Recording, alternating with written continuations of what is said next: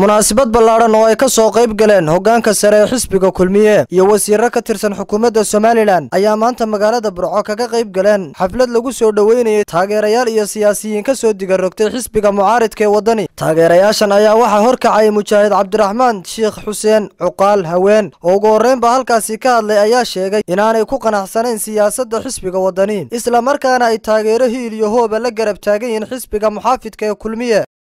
aniga oo ka mid ahaan jiray asaasayaashii ama halgamayaashii runtii waqtiga dheer la soo kifaaxay xisbiga wadani isla markaana aakhirkii ku qanci waayey siyaasaddiisa iyo qaabku u shaqaynayo una soo digarrogtay xisbiga kulmiye.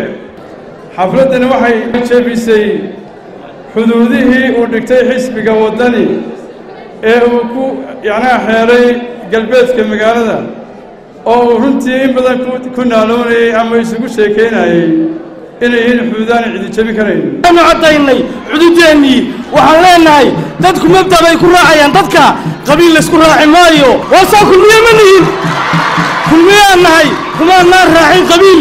waxaanu ku raacnay mabda iyagaanu ku raacnay. ninkii cadhoonaya iyo ninkii kaleba ninna ku raaligelinayna mabda iyaga iyo siyaasadayada.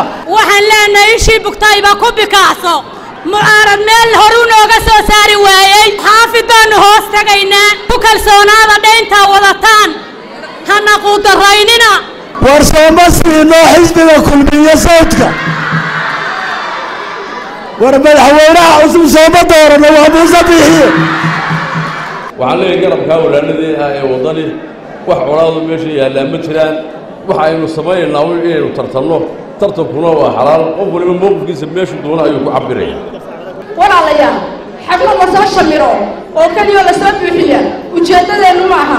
ujeeddadeennu way ka fogtay. ujeeddadeennu waxa weeye inaynu codkeenna ku hubsanno oo aynu dooranno xisbigaa waxqabtay, xisbiga waxqabadka ee ninka maanta soo socdaana insha allahu tacaala uu waddadii qaadi doono. waanu inoo qoray qorshihiisii uu caddeeyey.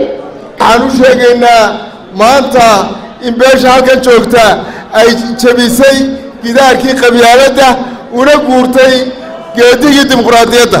geesta kale wasiirada wasaaradaha deegaanka iyo warfaafinta Somaliland Shukri Xaaji Boondaro iyo Cismaan Cabdilaahi Saxardiid Cadaani iyo waliba siyaasiyiinta Axmed Muumin Seed iyo Cabdicasiis Maxamed Samaale oo iyaguna halkaasi ka hadlay ayaa soo dhaweeyay taageerayaashani ku soo biiray xisbiga muxaafidka ee kulmiye.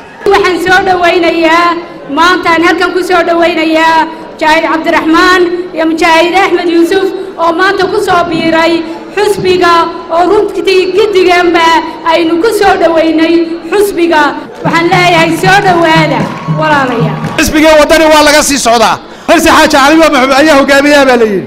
oo cirra muxuu noqonayaa dee markaa galbeedka Burco wuxuu caddaynayaa oo ay xisbigoodii reerkoodu waxaa uga soo wareegeen. waxay doonayaan nin dalkan difaaca, nin farmaajo u jawaaba, nin farmaajo la hadla, nin xabadda u soo galay, nin Mujaahid Maxamed Kaahir oo kale ah. markaa kulmiye cayb badan laguma yaqaano, ceebayn badan laguma yaqaano, dalkaa dumaya laguma yaqaano, dalkaa rogman doona laguma yaqaano. natiijada aqbali mayno. kulmiye miyaa lagu yaqaanaa? natiijada aqbali mayno laguma yaqaano. maxkamadda ma aqoonsanin kulmiye laguma yaqaano. komishanka ma aqoonsanin. waxaa kulmiye ma lagu yaqaanaa?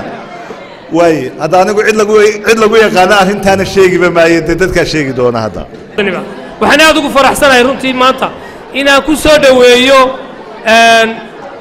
galbeedka Burco, inaan maanta anoo ku soo dhaweeyo xisbiga. aad baan ugu faraxsanahay. ugu dambeyntii madashani waxaa soo afmeeray gudoomiye ku-xigeenka koobaad ee xisbiga kulmiye Mujaahid Maxamed Kaahin, waxaana uu yidhi mujaahidnimadiisaan cabdiraxmaan ku soo dhaweynaynaa, qiimaha uu leeyahay baan ku soo dhaweynaynaa, baaxadda iyo taageerayaasha maxaanku dhahdaayey taageersan baan ku soo dhowaanaynaa. xusbigaan ka wada mid nahay, taladiisaynu ka wada mid nahay, arrinkiisaynu ka wada mid nahay. waa Maxamed Xasan Diiriye Maxamed Jookar, wararka telefishinka caalamiga Ariel TV Burco.